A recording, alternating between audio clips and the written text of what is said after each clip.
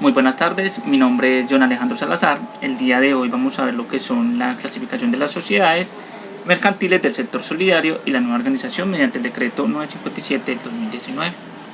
¿Sí? Lo primero que tenemos que decir es la definición sobre lo que son las entidades del sector solidario. Entiendas el sector solidario como procesos de cooperativismo o procesos de desarrollo multiactivo.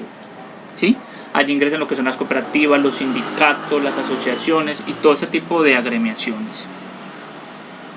Entonces, son organizaciones sin ánimo de lucro que se constituyen para realizar actividades que se caracterizan por la cooperación, la ayuda mutua, solidaria, de autogestión de sus asociados, desarrollando actividades democráticas y humanísticas de beneficio particular y general. Es lo que hay que tener en cuenta. ¿Cuáles son esas características para que se pueda establecer como proceso de economía solidaria o cooperativismo? Que realice de modo permanente actividades de educación en cooperativa, que se integre económica y socialmente al sector cooperativo, que garantice la igualdad de derechos y obligaciones de sociedades, de sus asociados, que establezca la irrepartibilidad de las reservas sociales, que se establezca en caso de la liquidación la irrepartibilidad de sus remanentes y que la responsabilidad siempre sea limitada. Bueno, entonces vamos a hablar del decreto 957 del 2019, o sea, la nueva reglamentación para la ley de las empresas, ¿sí? Hay que tener en cuenta que el pasado 6 de junio del 2019 el Gobierno Nacional expidió un decreto donde se da una nueva clasificación para pequeñas, medianas, micro, medianas y pequeñas empresas, con el fin de promover el desarrollo como tal. Esta nueva clasificación supone el fortalecimiento de los alcances en política pública en pro del crecimiento de las pymes. Como podemos mirar, entonces estamos diciendo que este decreto trae unos puntos claros, como es la definición de ingreso por actividades ordinarias. Con la anterior tabla, con la anterior afirmación, se puede ubicar a empresas que en alguna de las tres clasificaciones ahora continúen con la definición de ingreso por actividades ordinarias, que lo dispone el artículo 2.2, capítulo 1 y el 13, capítulo 2.13, donde se indica que los orígenes en el curso de las actividades ordinarias de la empresa, como son las actividades de operación y otras actividades que no son consideradas como actividades de inversión o financiación, de conformidad con el marco de información financiera aplicado para la empresa. Este sería el primer punto de lo que definimos como actividad económica u ordinaria. Vamos entonces con la parte de la acreditación de lo que es el tamaño de la empresa y la clasificación del tamaño empresarial. Vamos a empezar entonces que según la relación y el criterio por el cual se clasificaron los tamaños de las empresas, se tienen en cuenta el sector con el mayor detalle, específicamente para poder encontrar su clasificación o se encuentra un lugar dentro de la pyme. Entonces la acreditación del tamaño empresarial mediante una certificación. Por último, y como parte de lo que se indica en el decreto, la empresa debería acreditar su tamaño empresarial mediante la certificación donde conste el valor de los ingresos en actividades ordinarias al 31 de diciembre del año inmediatamente anterior y los obtenidos durante el tiempo de su operación. El decreto 957 entró en vigencia en el mes de diciembre de 2019. Así que los que invitamos a que todos cumplan las disposiciones de nuestra nueva clasificación y que se acojan a lo dispuesto en esta actualización, para que esa empresa no empresa los beneficios que otorga el Gobierno Nacional. Esta sería la clasificación como tal.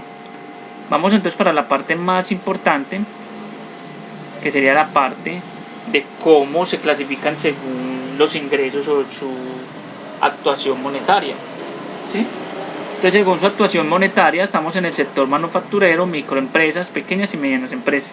Las microempresas, cuyos ingresos por actividades ordinarias anuales deben de ser inferiores o iguales a 23.563 VT. La pequeña empresa, aquella cuyos ingresos por actividades ordinarias anuales sean superiores a 23.563 VT o inferiores o iguales a 204.995 VT. La mediana empresa es aquella cuyos ingresos por actividades ordinarias anuales sean superiores a 32.988 VT e inferiores o iguales a 131.951 VT. Esto sería para las grandes, para microempresas, pequeñas y medianas empresas. Vamos para la parte del sector servicios. El sector servicio tiene también microempresas, pequeña empresa y mediana empresa. Es una microempresa aquella cuyos ingresos por actividades ordinarias anuales sean inferiores o anuales a 32.988 VTs. La pequeña empresa cuyas actividades económicas asciendan a 32.988 VTs deben de ser superiores a este valor o inferiores o iguales a 131.951 VT. La mediana empresa cuyos ingresos por actividades ordinarias deben de ser superiores a 131.951 VT y inferiores a 483.034 VT. Y para el sector comercio, microempresa, pequeña y mediana empresa sería aquellos cuyos ingresos para la microempresa deben de ser con un monto inferiores o iguales a 44.769 VT. La pequeña empresa desde 44.769 VT e inferiores o iguales a 431.196 VT. Y la mediana empresa sería específicamente los 431.196 VT o inferiores o iguales a 2.160.692 VT. Realmente tenemos que tener en cuenta que esos valores son los que tendríamos en cuenta para poder determinar si nuestra empresa es mediana, pequeña o grande empresa. La comparación específicamente entre estas es que la una va con un carácter solidario y las otras son para hacer un capital específicamente repartido en los socios. Entonces, por ejemplo, las empresas medianas, pequeñas o microempresarios van a repartir sus remanentes dentro de los socios de la organización.